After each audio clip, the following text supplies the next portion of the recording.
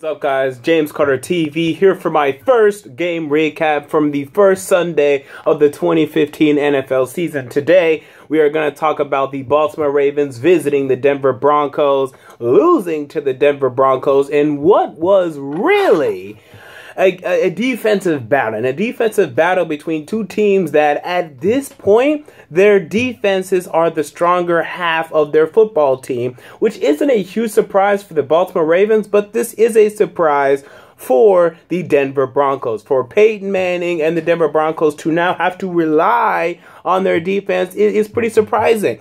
Now, this is a game I had to watch back and forth because I was watching the Titans and Buccaneers game, which I will recap right after this. So make sure you come back and watch my game recap for that game.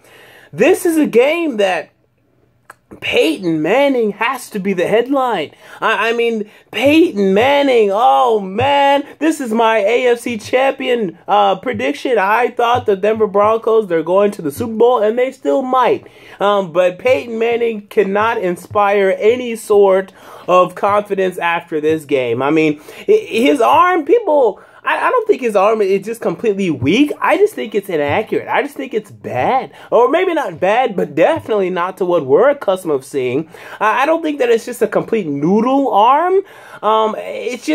It's not up to par, and the passing offense is suffering. I mean, you have weapons. You have Emmanuel Sanders, who had 1,400 yards last year. Demaryius Thomas, who had 1,500 yards last year. Yeah, you lost Julius Thomas, but you have two wide receivers that are top 8 last year in receiving yards. So the passing offense, what's going on with that? And you can't rely on C.J. Anderson to run the ball well. Now, or to run the ball well, to carry your offense. You can't rely on C.J. Anderson to carry the offense. Now, the offensive line did not play great, okay, and they need to figure it out. They won this game, and I'm going to stick to the courage of my convictions. I'm going to stick with my Denver Broncos Super Bowl prediction because their defense is really good, and we saw that on display. That they have a really good defense. Von Miller, DeMarcus Ware, Aqib Talib, who had a pick 6 today. Darian Stewart, former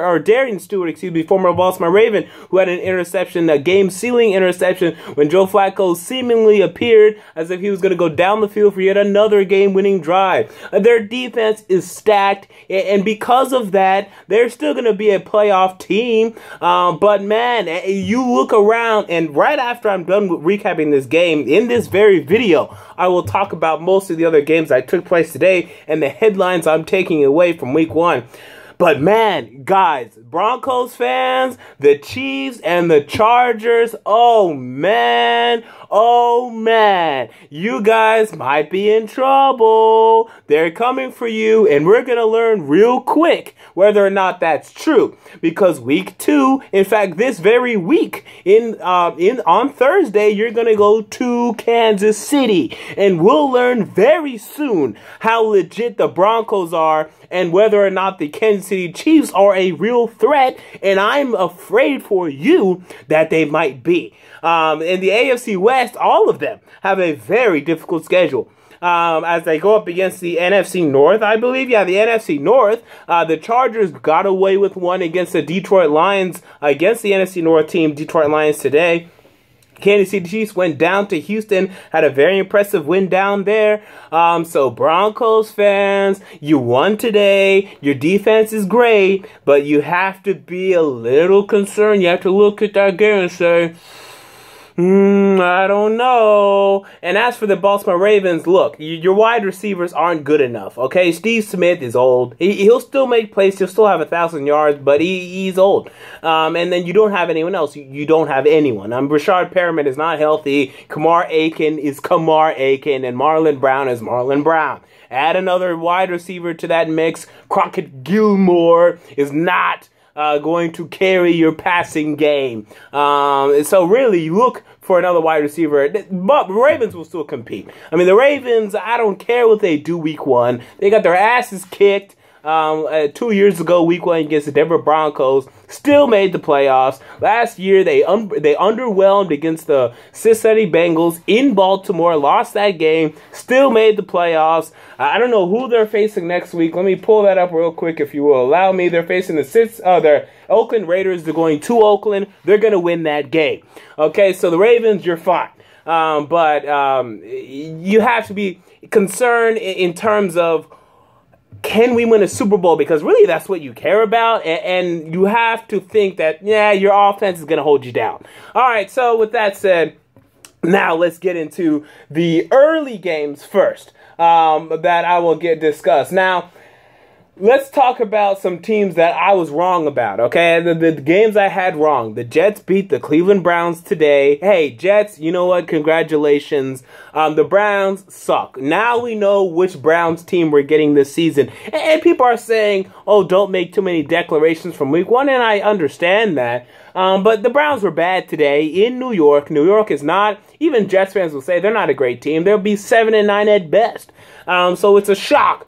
That, quite frankly, that the Cleveland Browns, to me, I mean, people were picking the Jets. I didn't see it. Now I see it.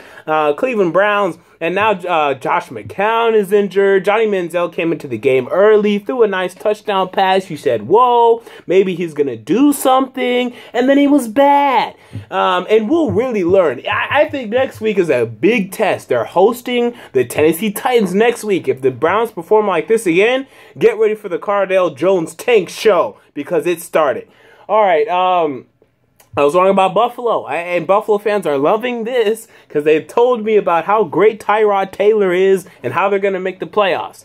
Color me still, I'm not sold yet, okay? This is a good team that you beat, okay? And I'll go to the Colts right after this, but I need to see just a little bit more from Tyrod Taylor. But hey, I'm impressed. I had you guys going 7-9. You guys bought a couple wins for me today. I can see 7, or I can see 8-8, 9-7 if you're healthy.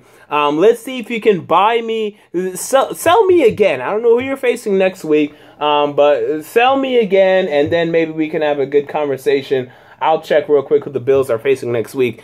The Colts, wow. The Colts are pretenders. The Indianapolis Colts are pretenders. They're not winning the Super Bowl. They're not. I know it's week 1. I know it's early. They're not. Come on, guys. If they can't win in Buffalo, they're not going to win in New England. They're not going to win in Denver. They're not going to win in Baltimore. They're not going to win in Pittsburgh. They're not going to win. And you see Ryan Grigson. This guy's a joke. I mean, he adds 2 players that are so old. They were on the University of Miami teams of the early 2000s. I mean, that's how old the players he added were. I mean, come on. Frank Gore and Andre Johnson. Those are not serious additions.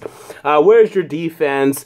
And even Andrew Luck, man, people are saying he's top 5 quarterback. He's not a top 5 quarterback. The performance he put up today, not top 10, but this guy can't keep performing like this against good teams. I'm sick of it. So that was the problem with the Indianapolis Colts today. All right, now, I was wrong about, that was it. No, St. Louis. Okay, St. Louis, I have them going 4-12 this season. They came out, they beat the Seattle Seahawks.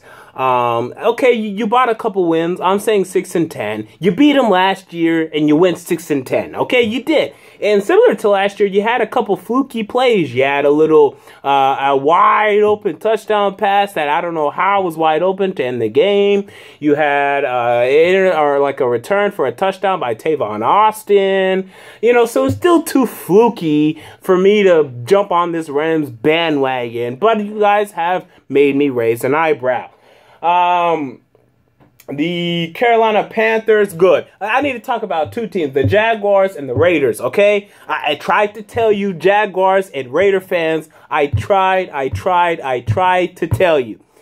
You guys are the same old team. You're the same team, man. It's a shame. I know it sucks. I know it's bad. You have improved slightly, but the Jaguars are still the freaking Jaguars, and the Raiders are still the freaking Raiders, except they're just a little bit better. Okay, Blake Bortles is still bad, okay? Look at all this preseason junk. He sucks. Okay, 1 touchdown, 2 interceptions. Both interceptions were poor and were his fault. It put up 9 points. I mean, a touchdown, and then they missed the extra point, and then they got a field goal. The Panthers have a good defense, sure, but you can't do that. You can't play like that. And Raiders, come on. I tried, man. Oh my God, I can't believe the weed the Raiders fans have been smoking, talking playoffs, and all this other junk. I mean, I can't believe it. I can't believe it. Come on. You guys are a 5-6 win team at best. And now with Derek Carr injured, oh man, the Bengals. I mean, the Bengals are a good team. But for them to come down there and just humiliate you guys look like nothing. I tried to tell you, Latavius Murray is okay. He's not great. What did he do? Nothing. I mean, come on, Raider fans. Come on, Jaguar fans. You guys are going to be picking top 5 this year. Get ready to pick Vernon Hargreaves and Joey Bosa. All right. For this video, that's it. Now, I'm going to come back right after this and make my Titans and Bucks recap. And then I'll also give a little tidbit on the other games I haven't talked about yet. Green Bay, obviously Tennessee is going to be the main focus of that video. The Dolphins, and then the Cardinals, the Lions-Chargers game, all of that I will talk about the next video, so stay tuned for that video. But for this video, James Carter TV, I'm out. Peace.